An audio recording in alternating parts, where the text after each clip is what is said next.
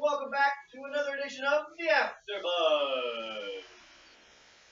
Oh, I hope everybody's having themselves a glorious day. We're 1 week now removed from the 4th of July, and got a few topics to cover today. Really quick, want to plug the D&D that we got going on tonight. We're going to be out at Military Gamer Supply. We'll be streaming it live again. Legends of Concordia, that's happening at 5 o'clock Mountain Time. So be sure to subscribe to the channel you're on right now so that you'll be able to, stream that live.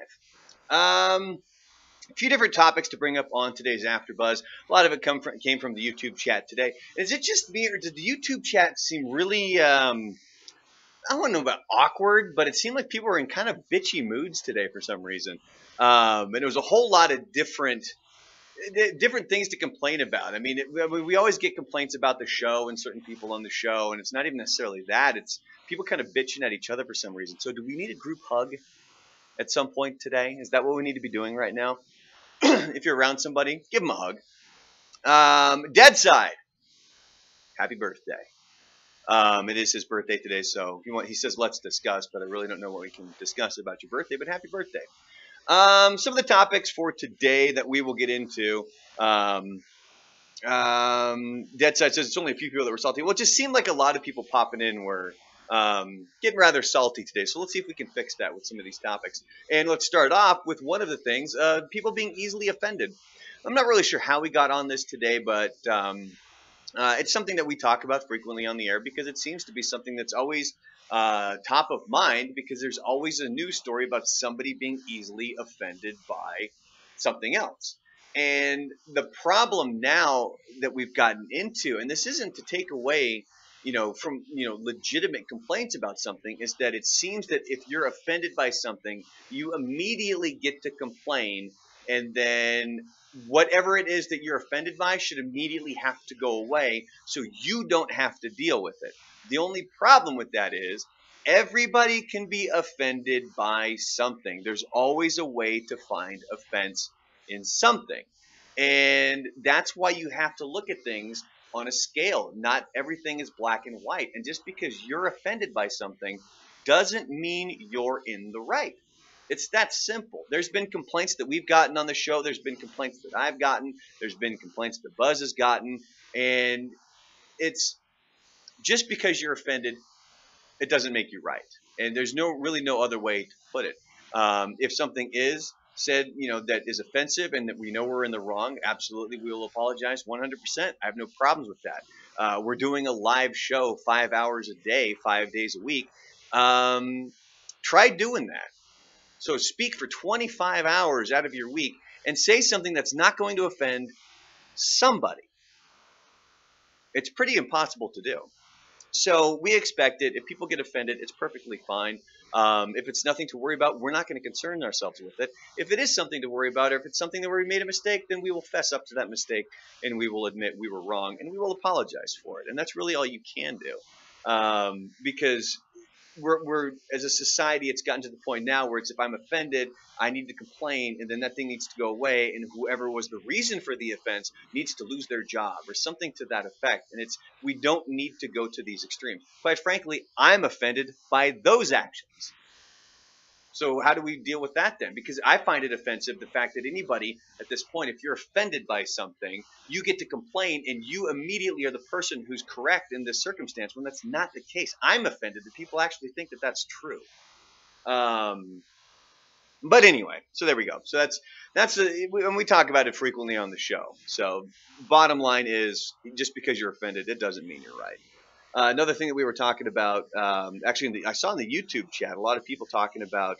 Darkside mentions the Oatmeal. I do follow the Oatmeal, the comic, on Instagram and on Facebook. It's a brilliant comic.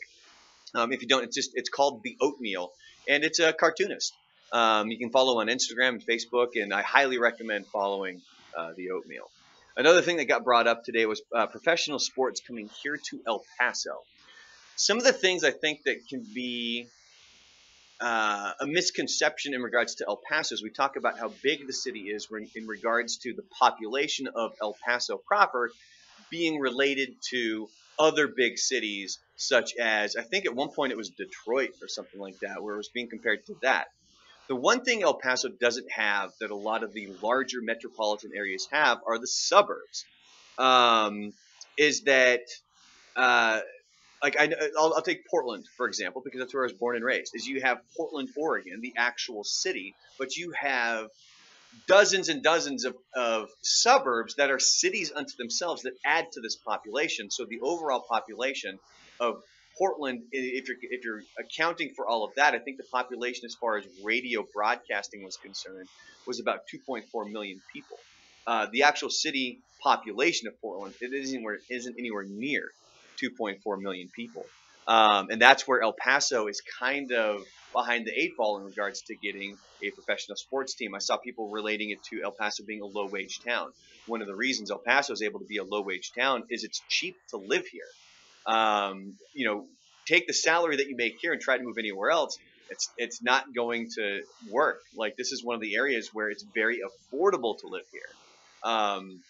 But in regards to the city, and I've said this before, I kind of sum up living in El Paso like living on an island, except instead of being surrounded by water, we're surrounded by sand. And granted, Juarez is right across the border, but it's a completely different country over there. So to bring in a sports town or to bring in a sports team to a town, you generally have to have areas that are going to be able to travel well to that area. Like even look at Green Bay, there are towns around it that are within driving distance to get to the stadium. In El Paso, that's not really the case because over here we are so isolated. And if you think about any sport that you would get, what's one of the bigger sports that people follow here? Football. Are we going to get that? No, this is cowboy country. Now, I know I'm going to get a ton of crap from people saying, you know, I'm not a cowboy fan because I know a lot of people who live in El Paso who aren't cowboy fans. But to be completely honest, the vast majority would probably go to being cowboy fans, whereas other teams would be in the minority. Although I do know Eagles fans, Cowboys fans. I myself, I'm a Patriots fan here living in El Paso, but technically it's cowboy country, which is why I was a little surprised that Jerry Jones was so willing to back the move of the Raiders to Las Vegas. I understand the money aspect of it, but one thing that Jerry Jones has done very well is kind of mark his territory in regards to where the Cowboys are and not allowing anybody else in. They did bring a team back to Houston, but for him, he wants to control as much land area as he possibly can for these cities and stuff. And so, as far as an NFL football team, there's not a chance El Paso would support one of those. And one of the reasons we got on this topic is we had the El Paso soccer team, which is going to be a USL club. It's one step below the MLS, and the MLS is like 5 steps below the Premier League. So we're not talking about the most top-notch soccer, but if you're a true soccer fan, you will enjoy going to these games, definitely. I'm looking forward to the team coming to town so we can go check out some games. I don't think they've decided what they're going to do with the stadium. I think the first season they'll be at Southwest University Park, which is where the Chihuahuas play. But after that, I don't think they've locked anything in yet in regards to building the team its own stadium. But no, I think this town, El Paso, it's perfect for a AAA ball club like the Chihuahuas, which is supported very nicely. I also think that it's perfect for like a USL team, which is just a tier under MLS. And I could even see, this is what happened with the Portland Timbers, is I could even see if El Paso supports this USL team well and you have enough soccer fans that go, they could make the jump to MLS. That's exactly what happened with the Portland Timbers, but you not only have to have the quality of team, you have to have the quality of the fan base. So here in El Paso, we would have to prove that we would be able to support an MLS team here in the city. One of the other topics that I was going to talk about, because we got kind of talking about my wedding and all the plans and everything else that's coming up, and if you want to check out any of the blogs that I have up at buzzadamshow.com, we've got Stephanie C. Perry. She's going to be our photographer. We actually have a photography session lined up with her at the end of the month because we'd already done our engagement photos with another photographer, but then we got Stephanie booked for the actual wedding, and when you book her for the actual wedding, she provided us with a free engagement session. So we're going to get a second one coming up here at the end of this month. And so Stephanie C. Perry, that's our photographer. We went with Black Swan Wedding Styling for our florist and our centerpieces and stuff. Like he already showed J-Lo over at Black Swan. He showed us, like he gave us a sample of what he's going to have, and it's going to look awesome. I'm super stoked for the way that this thing is going to look at the end. And then who else? Johnson Jewelers. Johnson Jewelers. We got the wedding bands from them. Randy Johnson is a super cool dude. If you ever see him anywhere, just if you go say hi to him, like he's one of the nicest guys on the planet. I love just sitting there and shooting the stuff with the guy for a little bit there. But then we were talking about bachelor parties, and I myself, I have no desire to have a bachelor party. I never quite understood it. Now Lisa brought up a story of her friends, and I know you guys are going to give her crap. Well, Lisa always has a friend doing this. Well, if she knows somebody who's relatable to a story, then she's going to bring it up. Like, that's what everybody does. It just so happens Lisa knows a lot of people. And so when you talk about this bachelor party where she knows somebody who, like, it was just the guy and this group of friends who were there kind of doing going big for the bachelor party. Like, they're staying in a swanky hotel for a golf weekend. That I wouldn't mind. Like, that wouldn't be terrible. But I see all these other bachelor parties where it's guys getting strippers and doing things. And it's like, why are you getting married? Like, what's the purpose of the bachelor party? Is it to do something, to try to do something stupid? Like, look at Mario Lopez. What happened to his bachelor party? He ended up having sex with a stripper, ended his marriage. I think within a week or something like that. So for me, the bachelor party thing, it always seemed a little bit silly, but I can see the aspect if you're talking about something like Lisa's friends were doing, where they're kind of going big. I know when I was a kid, when I was younger, in my early 20s, generally if it was one of my buddies getting married, we kind of did a similar thing. We would go camping Friday night. The guys would go camping. The women would stay in town. They would all hang out for that night. And then it would be, Saturday night, all the ladies would come out camping, and then we would all hang out together and do some camping. Green-Eyed Ghost, who hopefully see you tonight. I think he's going to be producing our D&D section. He says, how does your fiance feel about bachelor parties, though, because Mexican women and their friends / family can be pretty wild? I think she wants to go do something, and I have no problems with her going because I trust her. If I didn't trust her, I wouldn't be marrying her. But I think she wants to just go have a night with her sisters and some friends and go do some dancing and stuff. But no, if I didn't trust her, then I in no way, shape, or form would be even marrying her.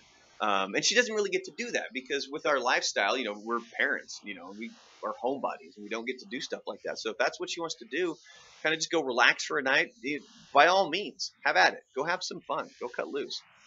Victoriano's asking Mario Lopez did what? Yeah, the dude totally slept with one of the strippers at his bachelor party, and it ended his marriage. Which kind of brings me to some of the bachelor parties that I've been at. One of which I think I've told this one on the AfterBuzz before, and it was at the meatpacking plant. It was either on here or it was on the air. I know I've told this story before, where it was out in the sticks in a town called Hermiston, Oregon, which is like a 6-hour drive from Portland, and 5 or 6 hour drive. And so we're going to do this bachelor party, and my friend was the one driving, and I just remember driving through these woods, and I don't know where the hell we're going. And all I remember is the guy saying like, "Oh yeah, they were going to be strippers," and I'm like, "Okay." And we get to this meat packing plant, and when you walk in, everything is slick from the grease, from the fat of the meats, because it was a butcher plant. Like this is where they killed the cows, and this is where your meat comes from, and it's just oh my god, like it was so gross. Like the strippers came in, and like the bouncers with them had guns in the back of their pockets, which was funny because all the guys that were there are all rednecks. They've all got half an artillery hanging off their gun rack in the back of their truck. So it's like are we gonna have a shootout over this? Like, come on, man, what the hell's going on here? But like the girls were like on the ground, like it's just oh my god, it was just ugh, it was so bad. But then there's another bachelor party story. This is one of the craziest nights I've ever had. The dude getting married, I didn't even know who he was. It was one of my best friends at the time. He happened to know this guy who was having a bachelor party, and they rented a limo. So I ended up Just being like, yeah, let's go party for the night. So it was me, one of my best friends, and one of our good friends, and we go hang out, and all of a sudden when we're in the limo, they stop at this place, and this girl gets in the car, and I'm like, what the hell's going on here? That was a hooker. Like, oh no, like legit full blown hooker. And so the point of the limo is the limo was taking us around all these strip clubs and stuff, and it was so weird because it was a fucking hooker. And like I asked the guy, I'm like, who's the chick? And he's like, that's a hooker. I'm like, oh my god, you got to be kidding me. So I'm like, we got to end this night. Like I don't want to be around this broad because I'm like terrified of STDs, and if it's like a hooker, it's like I'm afraid I'm gonna end like leave there with some sort of like VD or something. Um, so my buddy and I, we end up leaving the bachelor party. So we're heading out. We hit up a Taco Bell, and so we're at this Taco Bell, and the guys in front of us are like, they're like, I don't even remember exactly what happened, but like they were like yelling back at us for some reason, and then my buddies started to yell at them. And like for me, I'm like, dude, we're in a Taco Bell drive-through. Like, what the hell's going on here? So eventually, we pull up. They're at the window to get their food, and my buddy's got a temper, and they're still yelling at him, and he's like been like set off at this point. So he's got his big ass old school pickup truck, and he's getting right up on their bumper, and he's actually tapping their car and like bumping their car. And I'm like, dude, like this sucks. Like, we're going to get in a fight. Like, we're going to die.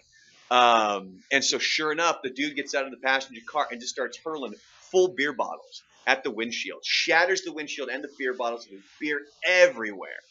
And so that sets off my friend because they just busted his windshield. So he gets out and he starts just fucking yelling at him. He starts to reach behind the seat of his pickup truck. And I'm like, he's going to grab a fucking gun. Like, this was a good friend of mine. I didn't like know him, we didn't hang out all the time, but it was definitely like the kind of guy where I'm like, he's going to pull out a gun. No, he pulls out a fire extinguisher, proceeds to hose down the entire drive-through with this fire extinguisher. The two guys who had already gotten out of their car are walking towards us, covered in smoke. They both get in their car and they just fucking speed away out of the drive-through, like at breakneck speed. So then we pull up. It's still covered in smoke, and the whole point of a fire extinguisher, it's to suck the oxygen out of the air. So we're like, like coughing and wheezing. We can't talk. And then the lady in the window is like, what the hell was that? And like my buddy who, like, here's the thing. He's not willing to admit that he helped instigate it, which, at this point, I'm not saying anything. I'm like, just keep your mouth shut and just get through. He's like, oh, they were messing with us and they were throwing beer bottles. But the whole time I'm like, dude, like you were fucking with them too, man. Like you were like bumping their car. But then, so the lady's like, oh, okay. So the cops have been called at this point. And so we're in the window and the lady's sitting there and she goes, well, they didn't grab their food before they left if you want it. And we're like, yeah, sure. So she goes, here's their food. Here's your food. We also have here's some extra cinnamon twists. So they hand us those. And they're like, don't worry, no charge, but we need you guys to stick around for the cops to show up. So we're like, all right, fine. So we pull around to the front of the Taco Bell and we're sitting there, we're eating our food. The cops show up. And, they're shining the light and everything. And, I'd already been drinking. So that's why I'm not driving. Like, I'm pretty loaded. And cops like, smells like alcohol. And I'm like, oh, yeah, that was the beer bottle they threw at the front of the windshield. It got beer all over the truck. The cop kind of looks at it. And he's like, oh, okay. And I'm like, holy shit, I can't believe that worked. I think he just knew, like, hey, like, let's just get these guys the hell out of here. Like, it was just a stupid fight. Let's just end this goddamn thing. So thankfully enough, we got the hell out of there. We got free Taco Bell out of it, but he did have to go buy a new fire extinguisher. So there's my bachelor party. That started with a hooker in a limo, all in one night. And by the way, she smelled fucking gross. I mean, so disgusting. I never once got within probably 3 feet of this chick, and I could still smell her. Like, it was so disgusting. Oh my god. It was gross. That was fucking gross. All right, so a few more minutes here for this edition of the AfterBuzz. Hey, there's a Taco Bell story for you guys with the bachelor party and a hooker. Did she smell like tilapia? No, I don't. she smelt like it was like stale cigarettes, alcohol, sadness. Was pretty much kind of the vibe that you got off this broad. But yeah, so if there's anything else you guys want to bring up in the chat here, by all means, please do. Before we wrap up this edition of the AfterBuzz, again, I'm going to remind you that tonight we are going to be doing another Legends of Concordia D&D session. And Joe Hernandez says, like a hooker. Yeah, that's exactly what she smelled like. She smelled like a hooker. It was disgusting. Oh my God, what's even funnier? So Cobra Commander in the YouTube chat just wrote like KY and depression. There's only one problem. I got a buddy whose best name is Kai, spelled KY. So if I were to read that just to him, you'd smell it like Kai and depression. Sergio says you should make a movie out of this. There's probably a lot of stories that have happened to me that I could probably make a movie out of. But that's why I have the AfterBuzz, so I could just tell you guys these stories. And theater of the mind, you guys get to listen to me babble for a half an hour every Wednesday. And I was really struggling with what the hell I was going to talk about with this week's AfterBuzz, because we've been on live now for 5 days without Buzz. So a lot of the topics I would normally be talking about on an AfterBuzz were being gobbled up by the show. Yes, so the D&D session, it is happening tonight, 5 o'clock, Military Gamer Supply. It will be streamed live on the YouTube just like before. Green Eyed Ghost, hopefully you'll be there to produce the session for us. So we got somebody changing the cameras and doing all that other stuff. You're more than welcome to stop by Military Gamer Supply while we're there, but most likely we're not able to engage too much, because what's different about than the original ones that we did is the original sessions we were in the back room of Military Gamer Supply. That room is not good for live streaming because it's brick walls and the microphones do not do well back there. So what we're doing is we're in a completely separate room with doors, and we're playing the game in a separate room away from everything. So you're more than welcome to show up, but there won't be a whole lot of interaction there at the actual at Military Gamer Supply. But we will be taking people in the YouTube chat and everything else. If you want to show up early, by all means, like Joshua, you're saying you're going to show up. By all means, show up early. It starts at 5 Mountain Time, and we usually try to get there between 4 and 4:30 to kind of get everything set up. So if you want to show up early, by all means, have at it, and then we'll kind of get the session going coming up at 5 o'clock Mountain Time. And so the first episode we didn't meet Buzz, but we met the KLAQ, which is the gang that Buzz, who's an ogre, runs. And then in the second episode, we got to meet Joanna. We didn't find out what race she is, but we do know that she runs a brothel. And I'm still spacing on the damn name of this brothel. But it'll either come back to me or we'll bring it up tonight on the actual D&D session. So you guys are more than welcome to join us for that. And also, we'll have a laptop with me so I can see the YouTube chat while we're doing it. So bring it on up.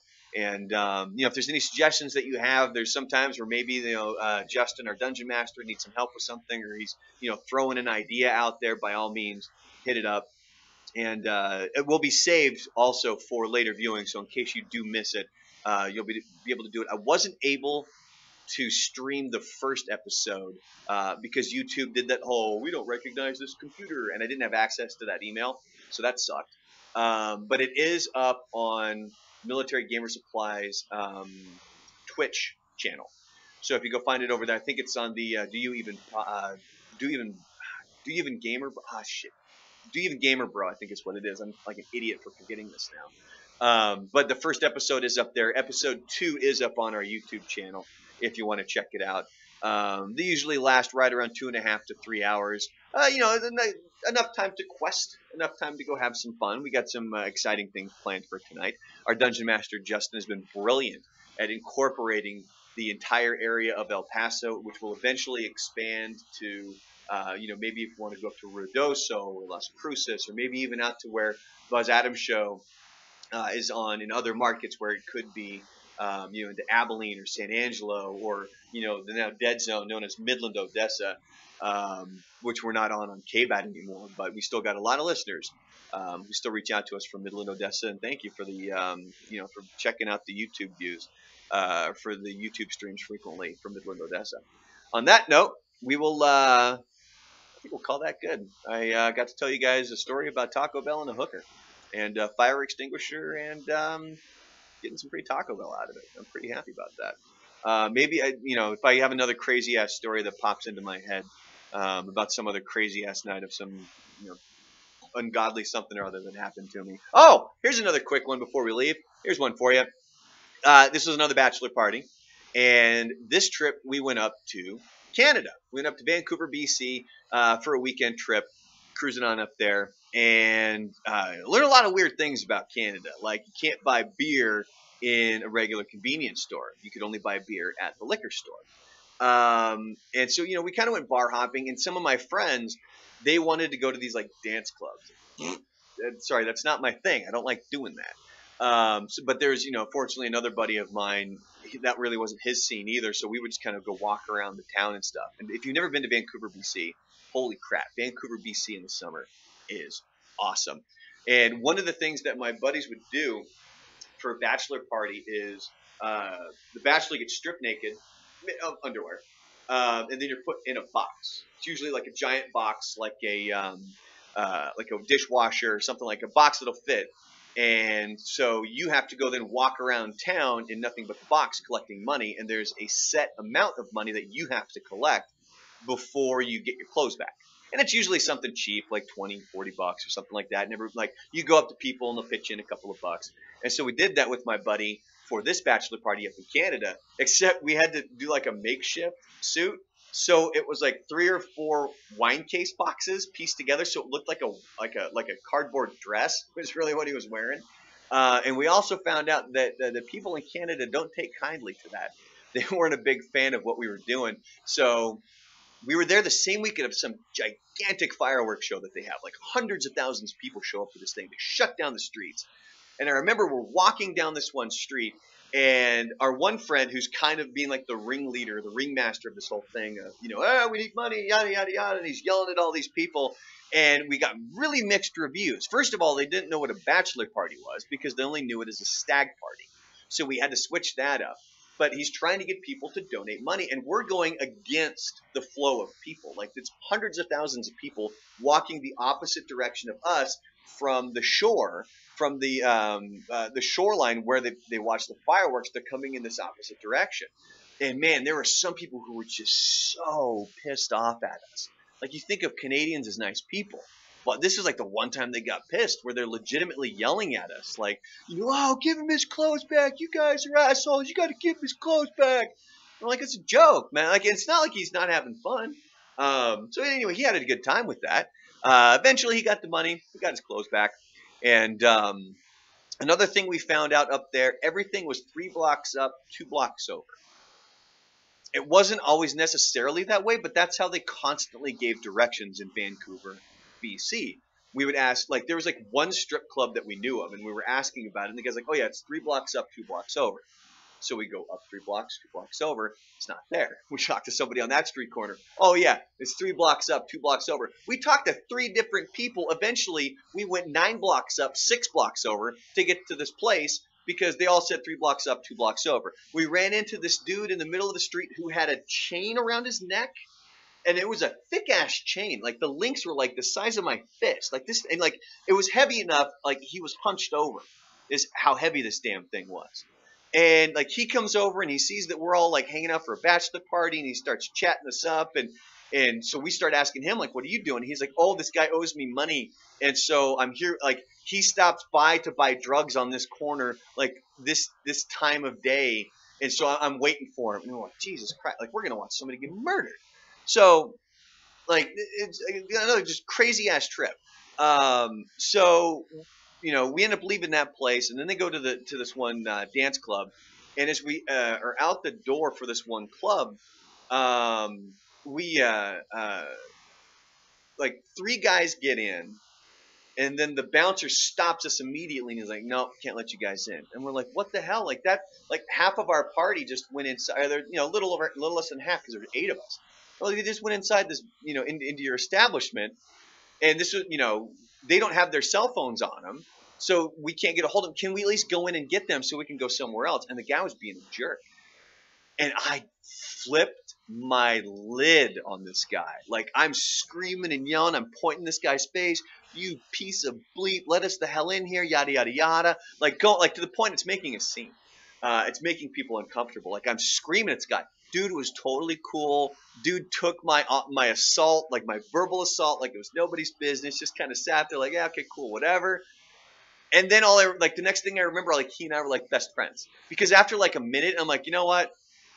I'm sorry. And like I stuck my hand out to shake his hand, and I'm like, dude, I'm sorry. I'm like, I'm pissed off because it's been a weird day, and my friends are stuck in there, and we just need to get in, and like so we can talk to them and get them the hell out. And the guy goes, he's like, yeah, he's like, I understand. He's like, but he's like, we're really awkwardly over capacity right now. We're not really sure like where we're at because the previous bouncer, like this guy had just shown up. The previous guy wasn't keeping an accurate head count. So they didn't know how many people were in there, and they were afraid that the fire department was going to show up because they just had the fire department show up the night before and file an official complaint because they were over capacity. So then, like me and this bouncer who I was just screaming at ended up shooting the shit for like 10 minutes or so, just kind of chatting it up. And then at that point, our friends walk out and we left. Like made best friends with that guy. Oh, and then at that point too, one of the guys who was there with us had just gotten a ticket for peeing on a building. Which the ticket didn't say like urination or something. It was like disposing of bodily fluids in a public place. And he picked the stupidest place to do it too. Like, you know, when you get like a downtown area, you get these buildings and there's like an old lot and it's just gravel. That's where like, it's like he's right there. Like, granted, there was no spotlights on him, but it was pretty stinking obvious when he's standing right up against the building what he's doing. So anyway, he got a ticket for, peeing in public. There you go. There's another Bachelor story that you guys got out of me today. If I come up with any more, they'll be on next week's AfterBuzz. If you guys have any questions or any topics or anything, you can always email me, brandon.coates, COATES, @townsquaremedia.com. On that note, we're wrapping up this edition of the AfterBuzz, and we'll see you guys bright and early tomorrow morning. And Buzzley back live tomorrow morning on the Buzz Adams Morning Show.